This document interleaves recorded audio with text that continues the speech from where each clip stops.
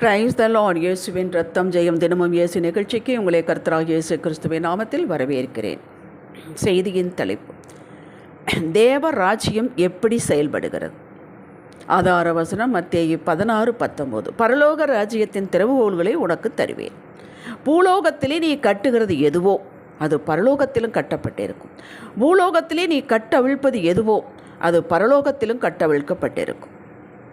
கிறிஸ்துவுக்குள் அன்பானவர்களே, கல்வாரில் சகலத்தையும் செய்து முடித்த கர்த்தர் 40வது நாளில் பரலோகத்தில் பிதாவின் மகிமையின் வலது பார்சத்தில் அமர்ந்து எல்லாம் முடிந்துவிட்டது என்று அவர் சும்மா இருக்கவில்லை, ரெஸ்டில் இல்லை. சதா காலம் நமக்காக பரிந்து பேசிக்கொண்டிருக்கும் பிரதான ஆசாரியராய் அங்கே ஊழியம் செய்கிறார். பாவமில்லாத அவர் நமக்காக பரிந்து பேசும் பிரதான ஆசாரியராய் இருக்கிறார். எபிரேயர் 4:15. இது பரலோகத்தில் மேலே நடக்கக்கூடிய காரியம்.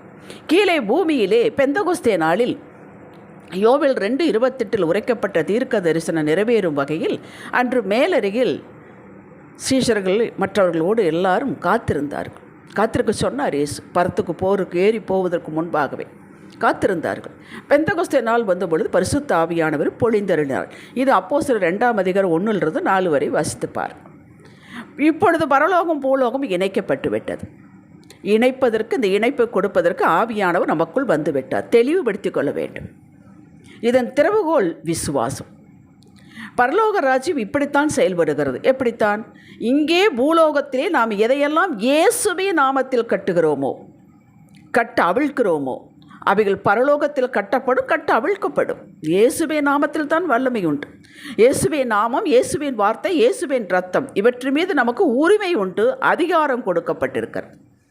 இவைகளெல்லாம் உயிர்ப்பிக்கும் சத்தியங்கள், நம்மளை வாழ்வை உயிர்ப்பிக்கும் சத்தியங்கள். இங்கே பூலோகத்திலே பிசாசு தனக்கு கொஞ்ச காலம்தான் உண்டு என்பதை அது தீவிரமாக செயல்பட்டு கொண்டிருக்கிறான். சில காரியங்களை நாமே நினைப்பது போலவே எண்ணங்களை தூண்டிவிட்டு டிப்ரெஸில் கொண்டு போய் விடுகிறான். இது வஞ்சகத்தின் ஆவி.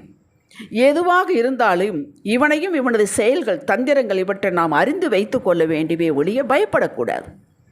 திருடன் எப்படிப்பட்டவன், எந்நேரம் வருவாய், இதெல்லாம் அறிந்து வைத்திருக்கணும். பயந்துட்டா இருக்கிறோம் தினமும். அப்படி பிசாசினுடைய தந்திரத்தை நாம் அறிந்து வைத்திருக்க வேண்டும். பயப்படக்கூடாது. அவனை பார்க்கிலும் உங்களுக்குள் எனக்குள் இருப்பவர் பெரியவர்.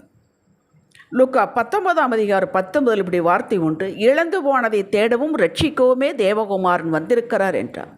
ஆம், ரட்சிப்பு அவருடையது, வல்லமை அவருடையது. ஆனால் நமக்கு ஒரு பொறுப்பு உண்டு. யோவான் ஸ்நானகன் ஊழியத்தைப் போல நாம் இரட்சகரிடம் ரட்சிப்புக்கு ஏதுவான மனம் திரும்புதலை உண்டாக நாம் செயல்படவே இந்த திறவுகோல் அதிகாரம் கொடுக்கப்பட்டுள்ளது. விசுவாசிகள் மூலமாகத்தான் இந்த ஊழியம் நடக்கப்படவே, நம் மூலமாகத்தான், ரட்சிக்கப்பட்ட நம் மூலமாகத்தான், எந்த தேவதூதர்கள் மூலமாக அல்ல. நமக்கு இந்த பூமியிலே என்னவெல்லாம் கொடுக்கப்பட்டுள்ளதோ, கிருபை வரங்கள், தாளந்துகள், விசுவாசம் உங்களுக்கு கொடுக்கப்பட்டிருக்கிறது.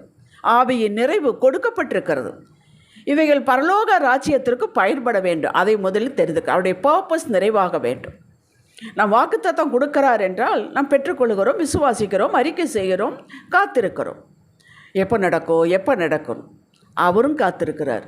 இவன் எப்போ திருந்துவா, இந்த பிள்ளை எப்போ திருந்து, இந்த மகன் எப்போ திருந்துவான். பர்பஸ் அதுதான். நாம் மாற வேண்டும். இந்த உள்ளான மாற்றம் ஏற்படாமல் வெளியான ஆசீர்வாதம் வராது என்பதை நான் ஒரு செய்தியில் சொல்லிக்கொண்டே தான் வருகிறேன். புரியும்படி சொல்கிறேன். நாம் முதலில் சாட்சியுள்ள வாழ்வு, விசுவாச வாழ்வு, அர்ப்பணிக்கப்பட்ட வாழ்வு வாழ தீர்மானம் செய்து முழுவதும் தேவ கிருபையை சார்ந்தவர்களாக, தைரியமாக, ஆவியில் எளிமையுள்ளவர்களாக வாழ வேண்டும். குழந்தையைப் போல் இருக்க வேண்டும் உள்ளம். அவரையே சார்ந்திருப்பதான் ஆவியில் எளிமை உள்ளது. இதை எதிர்பார்க்கிறார், பிரியப்படுகிறார். இப்படிப்பட்டவர்களோடு தான் தமது கரத்தை, வல்லமையை இணைத்து கொள்கிறார். ஆம், இது உறவின் அடிப்படையில் பிறந்த அதிகாரம், வல்லமை. உறவு வேண்டும். இப்போது இயேசுவின் நாமத்தில் பிசாசின் செயலை கட்டலாம், விடுதலை பண்ணலாம். உங்களைத்தான் சொல்கிறேன். ரட்சிக்கப்பட்ட யாவருக்கும் இந்த ஸ்லாக்கியம் உண்டு, உரிமை உண்டு, பொறுப்பும் உண்டு.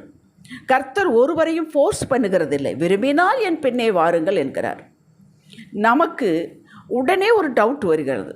அப்படி என்றால் நமக்கு உலக பிரகாரமான வாழ்வு இல்லையா? இந்த கேள்வி யாவரையும் தொத்திக் கொள்கிறது. கர்த்தரால் வல்லமையாய் உபயோகப்படுத்தின பரிசுத்தவான்கள், ஊழியர்கள் முதல் நூற்றாண்டிலிருந்து இன்று வரை அற்புதமாய் வாழ்ந்தவர்கள். சுகமாய் வாழ்ந்தவர்கள், செல்வமாய் வாழ்ந்தவர்கள், கொடுத்து வாழ்ந்தவர்கள். கொடுப்பதற்காகவே கர்த்தர் அவர்களை நிரப்பினார். நீங்கள் கொடுக்க வேண்டும் என்று நினையுங்கள், ஆசைப்படுங்கள், ஜெபியுங்கள், உங்களுக்கு கொடுப்பார். சிறப்பாக வாழ்ந்து ஓட்டத்தை முடித்தவர்கள். இயேசுவின் நாமத்தில் பிசாசுகளை துரத்தலாம், சுகத்தை கட்டவிழ்க்கலாம், சமாதானத்தை வீட்டில் இல்லை என்றால் கட்டவிழ்த்துக் கொள்ளலாம், செழிப்பை கட்டவிழ்த்து எடுத்துக்கொள்ளலாம், மேன்மையும் சகலத்தை கட்டவிழ்த்து எடுத்துக்கொள்ளலாம். இதற்கு எரேமியா 1:10 நீங்கள் வாசியுங்கள்.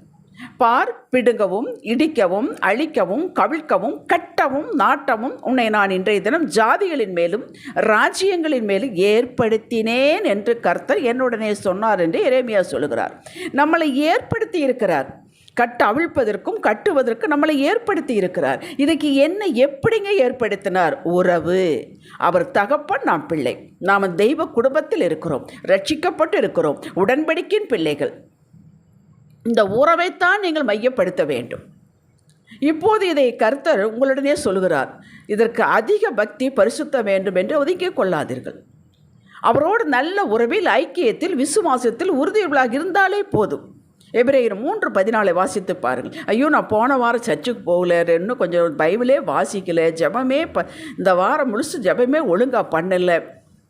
இதனால் உறவு அறுபட்டு போகாது. அவர் தகப்பன்தான், நீங்கள் பிள்ளைதான். நீங்கள் மாறிக்கொள்ளலாம். உங்களுக்கு அது உணர்வு வரும் பொழுது நீங்கள் மாற்றிக்கொள்ள வேண்டும். இதற்கெல்லாம் பெரியதெல்லாம் நீங்கள் எதிர்பார்க்கக்கூடாது. நாம் தான் மாற்றிக்கொள்ள வேண்டும். கொஞ்சம் கொஞ்சமாக உள்ளான மாற்றத்தை நாம் தான் மாற்றிக்கொள்ள வேண்டும். அப்போஸ்தலர் 19ஆம் அதிகாரத்தில் ஒரு நிகழ்வு கொடுக்கப்பட்டுள்ளது. பிரதான ஆசாரியாக ஸ்கேவா என்பவனுக்கு 7 குமாரர்கள், யூதர்கள். நான் உங்களுக்காக அந்த வசனத்தை வாசிக்கிறேன். பவுல் ஊழியம் செய்கிறார். பவுலுடைய கைகளினாலே தேவன் விசேஷத்த அற்புதங்களை செய்தறினார். அவருடைய சரீரத்திலிருந்து உருமால்களையும் கச்சைகளையும் கொண்டு வந்து வியாதிக்காரர்கள் மேல் போட வியாதிகள் அவரை விட்டு நீங்கி போயிற்று. பொல்லாத ஆவிகளும் அவர்களை விட்டு புறப்பட்டன. அப்பொழுது தேசாந்திரிகளாய் திரிகிற மந்திரவாதிகளாகிய யூதரில் சிலர் பொல்லாத ஆவியில் பிடித்திருந்தவர்கள் மேல் கர்த்தராகிய இயேசுவின் நாமத்தை சொல்ல துணிந்து, பவுல் பிரசங்கிக்கிற இயேசுவின் பேரில் ஆணையிட்டு உங்களுக்கு கட்டளையிடுகிறோம் என்றார்கள். பிரதான ஆசாரியனாகிய ஸ்கேவா எனும் ஒரு யூதருடைய குமார் 7 பேர் இப்படி செய்தார்கள். பொல்லாத ஆவி அவர்களை நோக்கி, இயேசுவை அறிவேன், பவுலையும் அறிவேன், நீங்கள் யார் என்று சொல்லி பொல்லாத ஆவியுடைய மனுஷன் மேல் அவர்கள் பாய்ந்து பலாத்காரம் பண்ணி அவர்களை மேற்கொள்ள அவர்கள் நிர்வாணிகளும் காயப்பட்டவர்களும் ஆகிய அந்த வீட்டு விட்டு ஓடிப்போனார்கள். கேட்டீர்களா? வெட்கமடைந்தார்கள். காரணம் என்னவென்றால் அவரிடம் உறவு இல்லை, பவுலிடம் உறவு இருந்தது. இவர் தேசாந்திரியா தெரியக்கூடிய மந்திரவாதிகள், உறவே இல்லை. ஆனால் உரிமையோடு பயன்படுத்தினார்கள், வெட்கப்பட்டார்கள். பல காலமாக சில காரியங்களுக்கு தடைபட்டிருக்கிறதா, இந்த தடையை கொடுத்த பிடிப்பில் வைத்திருக்கிற ஆவியை கட்டுங்கள் இயேசுவின் நாமத்தில். வெளியே போ என்று அப்புறப்படுத்துங்கள். அப்படியே ஆகிவிட்டது, விடுதலை வந்துவிட்டது என்று விசுவாசிக்க வேண்டும். விடுதலை கிடைக்கும் வரை கட்டுங்கள், நன்றி சொல்லுங்கள். இயேசு ஒரே தடவை தான் சொன்னார், ஒரு தாட்டி தான் சொன்னார், அது எல்லாம் போய்விட்டது. நானும் எத்தனை தடவை சொல்கிறேன், போக மாட்டேங்குது. அதற்கெல்லாம் விளக்கம் வேண்டாம். அவர் சொன்னார், போயிற்று. அது உறவு. அவர் பிதாவோடு எந்நேரம் இருந்தார், உறவிலே இருந்தார். நமக்குத்தான் கூட சந்தேகம் வந்துக்கிட்டே கலந்தானே சொல்லுகிறோம். அதனால் சொல்லுங்கள், கட்டுங்கள், அவிழ்த்து சுகத்தை கட்டவிழ்த்து கொள்ளுங்கள், சமாதானத்தை கட்டவிழ்த்து கொள்ளுங்கள். மறுநாளிலிருந்து அதுக்கு நன்றி சொல்லுங்கள். ஒரு தாய் இப்படியாக எனக்கு சாட்சி சொன்னார். பிள்ளை அருமையான பிள்ளை தான், ஆனால் கெட்ட சகவாசம், காலேஜுக்கு போவதில்லை, படிப்பதில்லை, ஒழுங்காக இருப்பதில்லை. அப்போ 2 பேரும் சேர்ந்து ஜெபித்தோம், கட்டி ஜெபித்தோம். அந்த ஆவியை, பொல்லாத ஆவியை வெளியே போ என்று ஜெபித்தோம். அப்புறம் நேரமில்லை, அவர்கள் தனியாக ஜெபித்தார்கள், நானும் தனியாக ஜெபித்தோம். ஆனால் ஜெபித்து கொண்டே இருந்தோம். கட்டினோம், பிசாசை வெளியேற்றினோம் இயேசுவின் நாமத்தில். நீங்கள் கொடுத்த விடுதலைக்கு ஸ்தோத்திரம். அதுதான் மறுநாள் இருந்து சொல்ல வேண்டும். அப்பா, உம்முடைய நாமத்தினாலே அதை அப்புறப்படுத்தி விட்டோம், அது சந்தேகமே வரக்கூடாது. நீங்கள் கொடுத்த சுகத்திற்கு ஸ்தோத்திரம், நல்ல தன்மைக்கு ஸ்தோத்திரம். அவன் வழியில் உம்முடைய வழியை நிறுத்தி கொண்டவைக்கு, ஆனால் வழியில் இல்லைவே, ஆனால் நம்ம சொல்லணும், வழியை நிறுத்தினவைக்கு ஸ்தோத்திரம் என்று நன்றி சொல்லிக்கொண்டே இருங்கள். இன்றைக்கு அந்த பிள்ளை அற்புதமாக மாறிவிட்டேன். முடியும், உங்களால் முடியும். முடியாத காரியத்தை நம்மிடம் சொல்லுகிறார். வேதத்தில் முடியாத காரியத்தை சொல்லி நம்மளை வேடிக்கை பார்க்கவா வைக்கிறார்? அது மனிதர்கள். எடுத்துக்கொள்ளுங்கள், கட்டவிழ்த்து எடுத்துக்கொள்ளுங்கள். கர்த்தருக்கு நன்றி செலுத்துங்கள். மகிமையை அவருக்கு செலுத்த வேண்டும். மகிழ்ச்சி உங்களுக்கு, அவ்வளவுதான். எப்போதும் போல மாமூலமாக யதார்த்தமாக கர்த்தரை தேடுவதில், அவரை அறிவதில், விருத்தி அடைவதில், சொந்த வேலையை பார்ப்பது கவனமாயிருங்கள். ஹல்லேலூயா. உங்களால் கூடாத காரியம் ஒன்றுமே இருக்காது. உறவில் இருக்க வேண்டும். இதை நான் ஒவ்வொரு செய்தியிலும் நான் சொல்லிக்கொண்டே தான் வருகிறேன். தேவைப்படுகிறது. ஏன்னா மறந்து விடுகிறோம். அவர் தகப்பன், நாம் பிள்ளைகள். நாம் தவறு செய்தாலும் பிள்ளைதான், இப்போ மறுத்திருந்தாலும் பிள்ளைதான். உறவு முடியாது. நாம் அந்த வழிக்கு வந்துவிட வேண்டும். ஆண்டவருடைய அந்த அவர் போட்ட லைனுக்கு நாம் வந்துவிட வேண்டும்.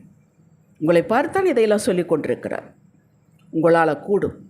ஏசப்பாவே நாமத்தினாலே, அவருடைய வல்லமே, அவருடைய வல்லமே, அவருடைய நாமங்க. வாய் தான் நம்மளுடையது.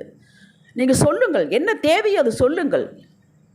கணவன் சண்டையா, கணவன் குடிகாரரா, அந்த குடிகார பிசாசை நான் ஏசப்பாவே நாமத்தில் கட்டி அப்புறப்படுத்துகிறேன், வேரோடு பிடுங்கி எரிகிறேன் இயேசுவே நாமத்தில் என்று சொல்லுங்கள். சொல்லுங்கள், பலமுறை சொல்லுங்கள். அதனால் என்ன? சொல்லிவிட்டு மறுநாளிலிருந்து நன்றி தகப்பனே. ஆனால் மறுநாள் அதை விட எக்ஸ்ட்ரா தான் குடிச்சிட்டு வருவார். பயந்துக்கக்கூடாது. நான் சொன்னனே ஒன்றும் நடக்கலையே, பிடுங்கி பிடுங்கி பார்க்கக்கூடாது நட்ட செடியை. சொல்லுங்கள், பொறுமையாக காத்திருங்கள், நிச்சயம் நடக்கும். அந்த இடத்துல பிசாசு இருக்க முடியாது. இயேசுவின் ரத்தத்தை அவர் மேல் ஊற்றுகிறேன்னு சொல்லுங்கள். இயேசுவின் நாமத்திலெல்லாம் உங்களுடைய கணவரை ஆசீர்வதிங்கள். அப்படிப்பட்ட கணவரை ஆசீர்வதியுங்கள். இயேசுவின் நாமம், இயேசுவின் வார்த்தை, இயேசுவின் ரத்தம், இந்த மூன்றுக்கும் கட்டுப்படாத உலகத்தில் அண்ட சராத்தில் ஏதும் இல்லை. ஜெபிக்கலாம். தகப்பனே, உம்மோடு உறவிலே நிலைத்திருந்து விசுவாசத்திலே கிருபையை சார்ந்தவர்களாக இந்த பூமியிலே எல்லாவற்றை சாதிக்க முடியும் என்பதை கண்டோம். அப்படியே செயல்படுவோம். உங்கள் நாமத்தை உயர்த்துவோம். பரலோக ராஜ்யத்தை பூமியிலே ஸ்தாபிப்போம்.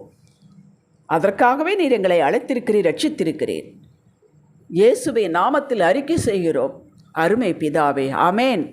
இன்றைய சிந்தனைக்கு, பரலோக பிதாவோடும் இரட்சகராகிய இயேசுவோடும் உறவில் இருப்பதை உறுதி செய்து கொள்வேன்.